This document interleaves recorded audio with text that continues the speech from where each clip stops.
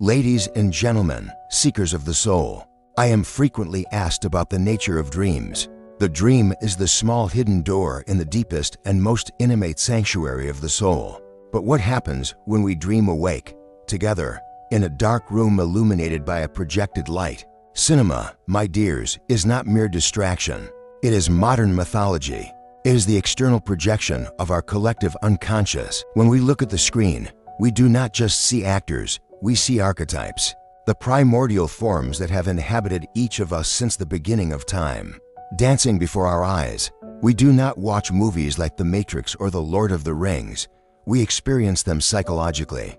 They resonate because they tell the story our psyche yearns to hear, the story of our own realization. Today, I invite you to strip away the persona of the passive spectator and put on the glasses of analytica, psychology. Let us dissect these modern myths. If you seek to understand what goes on in the depths of your own mind through these stories, I ask you to subscribe to this channel now. Together, we will perform this archaeological excavation of the soul. Consider Thomas Anderson in The Matrix. He lives a respectable life by day and a hacker's life by night. He is the perfect representation of modern man trapped in his persona. The persona is the mask we wear to interact with society. It is a compromise between the individual and the world. But Anderson feels something is wrong. He feels a splitter in his mind. This is the symptom of healthy neurosis, the call of the self demanding attention. In The Lord of the Rings, Frodo in the Shire lives in preconscious innocence. The call to adventure is not an invitation for tourism. It is a summons from destiny for the ego to abandon the comfort of psychological childhood and face the reality of the psyche. Many of us ignore this call, preferring the blue pill, the blessed ignorance. But refusing the call is to stagnate the spirit. Neo must die as Thomas Anderson to be born as the One. The persona must be broken, or at least made translucent, so that the light of the true self may shine. When Neo takes the red pill, or when Frodo leaves the borders of the Shire, they cross the threshold. Psychologically, this symbolizes entering the unconscious. It is dangerous territory. The water, the dark forest, the devastated world of the machines. All these are symbols of the confused mass of the unconscious, where the daylight logic of the ego no longer applies. It is here that true analysis begins. One cannot reach enlightenment by imagining figures of light, but by making the darkness conscious. Upon entering this new world, our heroes lose their previous references. They are disoriented. It is the moment when the patient, in therapy, realizes that their old neuroses and defense mechanisms no longer work. It is a moment of terror, but also of infinite possibility.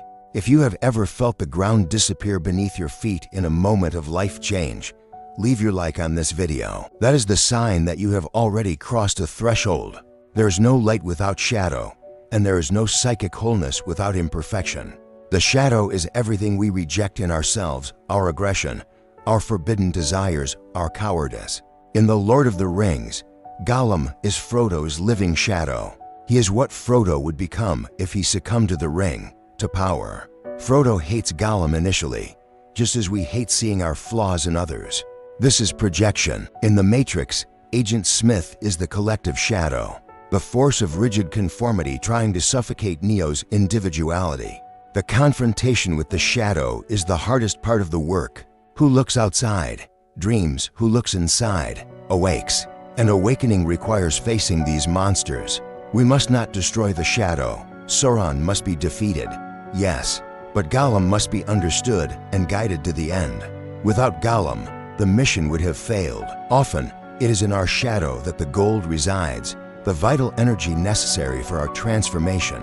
Let us look now at a work that, although it seems childish, is a treatise on psychology, Inside Out. Here we see the personification of autonomous complexes. Joy, sadness, anger, they are not mere emotions. In the Jungian view, they act like little personalities within us. The ego of the girl Riley is information, trying to manage these forces. Joy's initial mistake is trying to suppress sadness, pushing it into the shadow. This is what modern society does. It forces us to be happy all the time, creating a one-sided and fragile psyche. The crucial lesson of the film is integration. Sadness is necessary to create depth, empathy, and connection. A healthy psyche is not a happy psyche.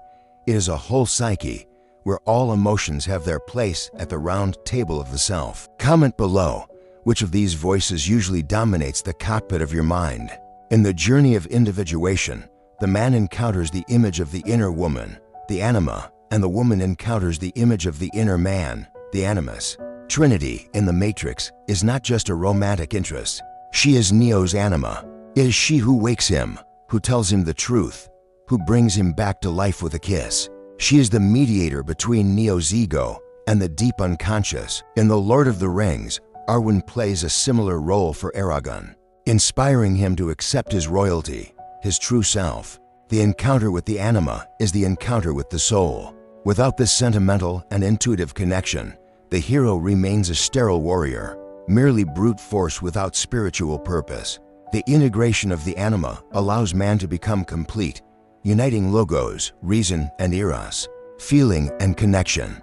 No hero walks the path alone without the intervention of the spirit. Then arises the archetype of the wise old man, Gandalf, Morpheus. They represent superior knowledge, the accumulated intuition of human ancestry.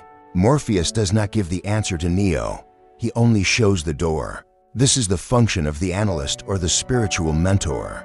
The wise old man appears when the hero is ready, bringing talismans or knowledge that will be crucial in the darkest hours.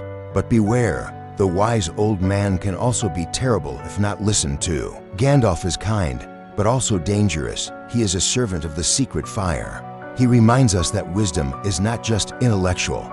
It is a force of nature that demands respect. We arrive at the crucial point, the Nakia, the Night Sea journey. Neo must enter the Machine City. Frodo must enter Mordor. It is the belly of the whale. Here, the ego suffers its greatest defeat. All artificial hopes are destroyed.